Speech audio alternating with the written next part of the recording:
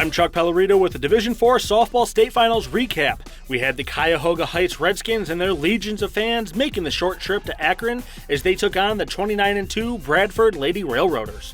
First inning, Bradford with a runner on third and Skip Miller lays down the bunt. The squeeze executed perfectly, 1-0 lead. Miller will pitch for Ohio U next year, dealing in this one, grabbing one of her 10 strikeouts here. Fourth inning, Bradford threatening again. Another squeeze, Emma Cannon lays it down, but Redskins with some issues. The throw to first gets away, 2-run score, Bradford up 3. Still in the fourth, Austie Miller with a great game and the Miller sisters coming up big in the finals. 2-run score off Austie's double, fans loving it. Riley Cannon adds to the lead in the fifth with a 2-run single. Skip Miller keeps on ringing up the Redskins hitters. Another strikeout here. Miller allowed just one hit and only walked one. And she finishes this one out. Gets the slow roller to second, the out at first, and that's the ball game as Bradford wins it 8-0 as Miller secures the shutout and Bradford are the D4 2021 state champions. I felt good. So after when I got to fourth inning and finally got my nerves down, I felt great. Felt unstoppable. This team is very talented. It's the most talented team I've ever coached. It is a lot of playing in the summertime, and those girls work really hard at softball. They love the game of softball, and it's not just the 9. I got 19 of them that love this game of softball. So it was really fun. I mean, they make me look like a really good coach. They really do, because they're so talented. All 19 of them, all the way through. Makes my job pretty easy.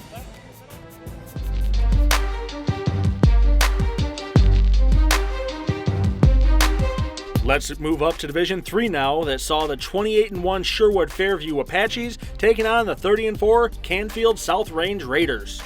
Pick it up, top 2. Runners on first and second, and Claire Schinninger worked the count full before ripping a double into left center field. That scores both Alyssa Merritt and Emerald Rittenhouse Starbuck for a 2-0 lead. Move to top 3, and Deja Vu. Runners on first and second, Olivia Riccia in the box. Second pitch, one hops the wall in left center field. Kirsten Klein and Cassie Mavis come around to score, and it was 4-0. Runners on second and third now, and Paige Riccia with a grounded to short, tough short hop, but the throw is on target, just not in time. Olivia in to score, and it was 6-0 before the inning came to an end. And Paige on the hill for Fairview, only giving up 3 hits to this point.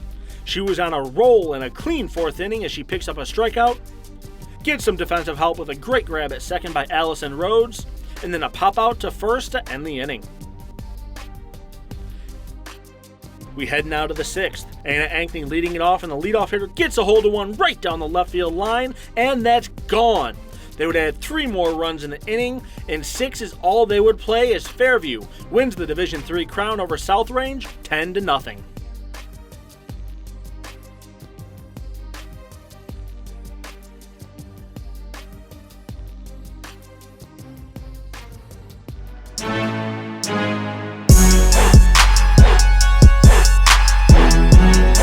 Sean Belegian in Division II, where we had the LaGrange Keystone Wildcats coming in at 32-1, taking on the Worcester Tri-Way Titans. They were 28-3 heading into this state finals game.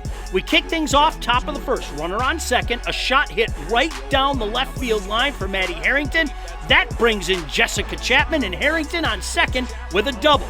And they weren't done yet. Harrington's still on second, Kennedy Kerr at the plate, and she puts one in the gap in right center field. Harrington around to score, and Kerr pulls into third with a stand-up triple. Jump now to the bottom of the third. Tri-Way responds back. Haley Pruitt with a double into right field. Carter Watchell, and she absolutely smokes this one to left field, and it's gone to tie the game up at 2.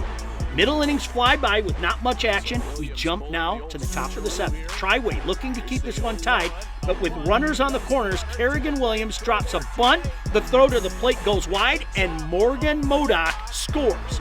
An intentional walk loads the bases with one down, and Jessica Guerra-Hardinger delivers a big rip down the left field line. Williams and Chapman come around to score.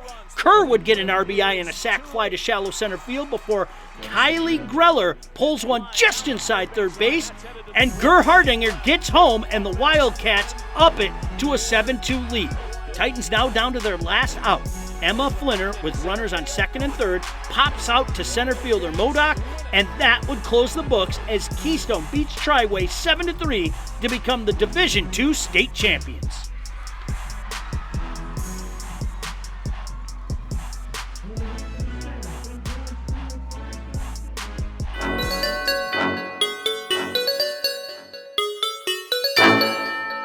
In the Division I final, we saw the 26-5 Perry Panthers and the 33-1 Watkins Memorial Warriors face off, both teams with big sections at Firestone Stadium.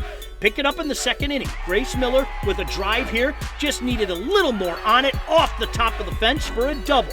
But that's as close as they would get in the second. Grounded to third, and a great stretch at first by Michaela Jellison keeps us scoreless. And Perry's Missy Holzapfel making the most of her last start before going to play at Cleveland State, and she was dominant, striking out Alyssa Haynes here to end the inning. Some more great defense from the Warriors. Jordan Wyckoff coming in and makes the diving grab from right field. Sixth inning now, Amber Miller up with runners on the corners. Hannah Hunt makes a great play up the middle to get that out at second, but the Panthers finally able to crack the scoreboard. In the seventh now, Holzapfel still in control, gets Taylor Gerhardt on the rise ball, 12 strikeouts to end the day as she goes the distance, allowing just one hit all game. Last chance now for Watkins Memorial. A pop out to the mound. The gloves go flying. The celebration is on. 1-0 Perry over Watkins Memorial, your final.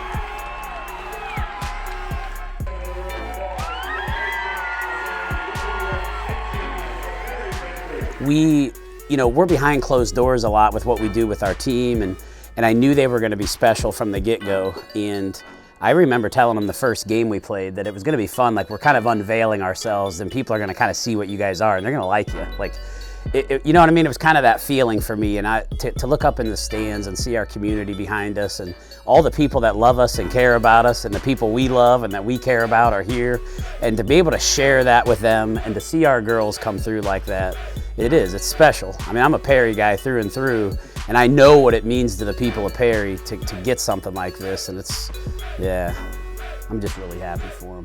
I've told them all year I'm proud of them, man. I really am.